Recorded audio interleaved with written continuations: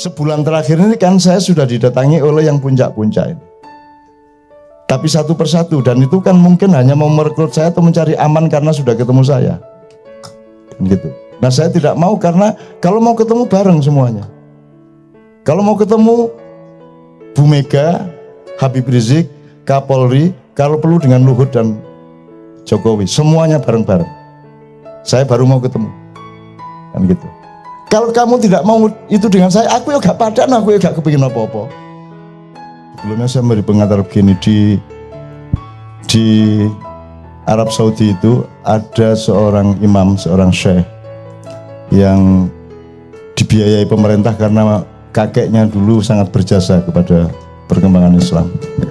Beliau sering mengadakan sholawatan di rumahnya, dan banyak jamaah-jamaah atau tamu-tamu dari Indonesia yang hadir ketika maulidan, sholat maulid di rumahnya. Ini saya cerita aja. Beliau ini kalau ingin nasihat dari Rasulullah SAW, beliau selalu mencoba melakukan syar'i sholatnya, sholat khusus untuk bertemu Rasulullah itu sampai hari ini belum pernah berhasil. Sehingga kalau beristikharah itu beliau belum pernah berhasil untuk mencapai satu kualitas kebersihan dan kesucian hidup untuk bisa bertemu dengan Rasulullah. Nah kalau beliau punya keperluan sesuatu yang sangat penting, misalnya bikin musola atau bikin apa, itu di tempat yang sebelah mana, di tanah yang sebelah mana, dia ingin tanya Rasulullah, dan caranya bertanya kepada Rasulullah adalah beliau mengundang seorang kiai dari sini ke sebelah timur sana. Saya tidak akan sebut daerahnya, nanti di data. Beliau dikasih tiket ke sana, terus beliau nanti diminta untuk beristikharah, dan beliau yang ketemu Rasulullah, terus kemudian Rasulullah dawuh apa, dikasih tahukan kepada syekh ini. Karena kiai ini seorang yang sangat bersih, seorang yang tidak pernah putus wudhu, seorang yang tiap malam santri-santrinya membaca semua hizib, orang yang selalu berpuasa, orang yang sangat suci, yang dia bisa membakar gedung tanpa api, gampangannya gitulah, wis pokoknya semuanya itulah ya. Nah kemarin kiai yang sering ketemu Rasulullah itu telepon saya, dan itu tiba-tiba siang-siang saya ditelepon, loh Pak Yai enten apa kok kudu ngaren sampean telepon saya? Cak, ini saya didhawuhi Rasulullah ini. Nggih pripun, gimana? Perang Cak. Perang Cak. Wah, Rasulullah dawuh perang. Lho nek diperangi perang, mau lewat jalan apa? Hukum milik mereka, uang milik mereka, pemerintah milik mereka, semua alat peperangan milik mereka semua. Kalau perangnya seperti sekarang ini, kita sekarang harus perang, menunggu ceritanya. Terus dawuh Rasulullah menang apa kalah? Menang Cak. Terus kita harus perang berubuh, pakai gelar perang gajah neto apa ini gelar, enggak Cak, serangan malam saja. Dan saya enggak akan omongkan ini. Pokoknya gini, dah. Pokoknya kalau sampai besok terjadi seperti yang dikhawatirkan hatinya banyak umat Islam di Indonesia ini, wes Cak, tak lakonane. Misalkan bagian Jogja, aku bagian Gonku. Tuh, wes, dan itu cukup sederhana kok, tes wes. Gitu. Ini saya ceritakan kepada Anda semua supaya juga didengar oleh teman-teman kita, gitu ya. Kita nggak ngomong sara, kita nggak ngomong diskriminasi etnik. Kita itu cuman kalau ayam ya memang kita sebut ayam, kalau kambing kita sebut kambing, kan cuman gitu kan. Tidak berarti kita sara gara-gara menyebut dia ayam. Tuh. Nah, ini sebenarnya peringatan untuk semuanya. Mbok sudah kita bareng-bareng. Wong Anda juga sudah menguasai semuanya gitu kok. Ini negara kan perusahaan. Kekuatannya kan pada modal nomor satu, tidak pada perangkat politik. Perangkat politik kan cuma alat untuk penguasaan, untuk menerapkan modal-modal itu di mana-mana, dan semua kan sudah milik Anda ini. Sepak bola aja sudah Anda masuki kok. Keraton Jogja aja sudah Anda masuki, semua sudah milik Anda. Anda masih kurang apa lagi? Anda seperti api yang membakar seluruh Indonesia nanti suatu hari. Mbak sudah sekarang bareng-bareng omong-omong dialog.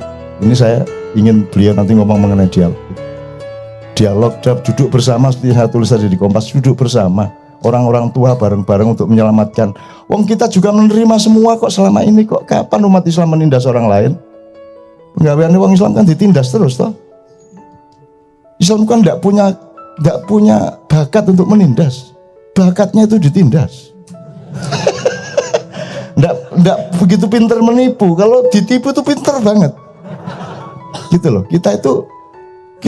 Kita juga tidak terbiasa mencari ingin menjadi pemimpin, enggak. Yang kita juga tidak belajar untuk memilih pemimpin dan seterusnya lah, teman sekalian. Jadi saya ingin juga mengatakan, Mbok dipikir lagi semua ini, dipikir lagi, ayo duduk bareng, jangan semua diambil. Sebab tetap bukan hakmu, nanti kamu berhadapannya dengan tidak dengan kami loh. Kita ini bukan penghuni tunggal di Indonesia. Kita ini bukan makhluk satu-satunya yang diberi hak untuk tinggal di bumi. Ada banyak yang lain. Ada banyak hal yang tidak kalian ketahui dan juga mungkin tidak aku ketahui. Tapi aku meyakininya kalian tidak. Kalian akan kaget nanti oleh adegan-adegan, oleh ajal. Idza jaa ajaluhum la yastakhiruna sa'a wala yastaqdimun. La yastaqdimun. La yastaqdimun sa'atan wala yastakhirun. Kalau sudah tiba ajal, tidak bisa didulukan dan tidak bisa diakhirkan, ditunda. What is ajal? Kita menerjemahkan dengan lugu, kematian. Saya tidak mengatakan itu salah, saya cuma ingin mentadaburi itu momentum. Kalau momentum sudah datang, trigger itu sudah datang, maka tidak bisa ditunda dan bisa dijulukan. Jadi semua yang bikin ribut selama ini 4112 itu kan ada trigger satu momentum. Dan itu tidak bisa dibikin oleh manusia. Termasuk yang terakhir yang menyangkut Kiai Ma'ruf Amin itu kan ada triggernya. Itu triggernya kan tidak sengaja. Kok menjadi seperti itu? Jadi siapa sebenarnya subjeknya itu? Wong yang bersangkutan sendiri yang seolah-olah subjek itu kaget dengan efeknya kok kayak gitu. Berarti ada subjeknya. Jadi Allah Maha Bekerja. Allah Maha Bekerja dan Allah di situ kami, bukan aku.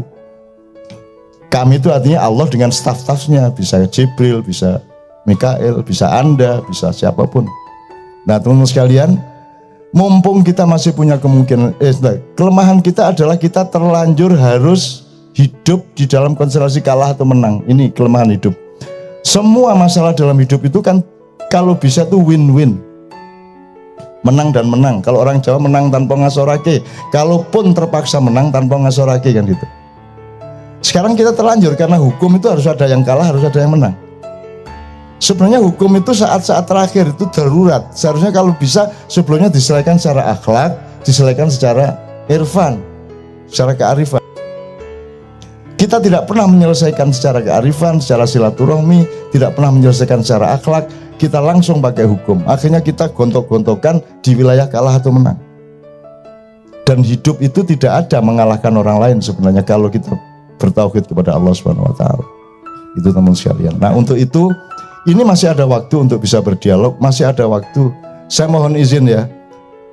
Saya tidak sebut namanya, tapi sekarang kalau dulu kan saya cuma disambati oleh segmen. Eselon segini. Di wilayah-wilayah kerja yang bermacam-macam dari bangsa dan pemerintahan kita. Sebulan terakhir ini kan saya sudah didatangi oleh yang puncak-puncak ini. Tapi satu persatu, dan itu kan mungkin hanya mau merekrut saya atau mencari aman karena sudah ketemu saya. Gitu. Nah, saya tidak mau karena kalau mau ketemu bareng semuanya. Kalau mau ketemu Bu Mega, Habib Rizik, Kapolri, kalau perlu dengan Luhut dan Jokowi, semuanya bareng-bareng. Saya baru mau ketemu. Kan gitu. Kalau kamu tidak mau itu dengan saya, aku ya gak padan, aku ya gak kepingin apa-apa. Saya ini hidup ini gak kepencil tahu karo dunia itu. Allah mengatakan dunia aku bikin indah di mata orang-orang kafir, betul enggak? Dan aku khawatir menjadi orang kafir karena terlalu terpesona kepada dunia ini. Kan gitu. Maka saya bukan tidak menikmati dunia, tapi saya tidak akan tersandera tidak akan dipenjara oleh dunia. Jadi aku ini enggak apa-apa, aku diem aja enggak apa-apa, aku enggak jadi apa-apa, enggak apa. Saya itu dianggap enggak ada ya enggak apa-apa. Wong saya aslinya yang enggak ada, yang ada itu Allah kok. Kan saya cuma diada-adakan sebentar untuk ganggu-ganggu sampean. Aslinya saya enggak ada. Masa saya ada? Enggak masuk akal bahwa saya ada. Yang masuk akal ada hanya satu, yaitu Allah Subhanahu wa ta'ala. Kalau ada yang lain selain Allah, itu berarti Allah mengada-adakan untuk sementara waktu selama outbound tadi itu.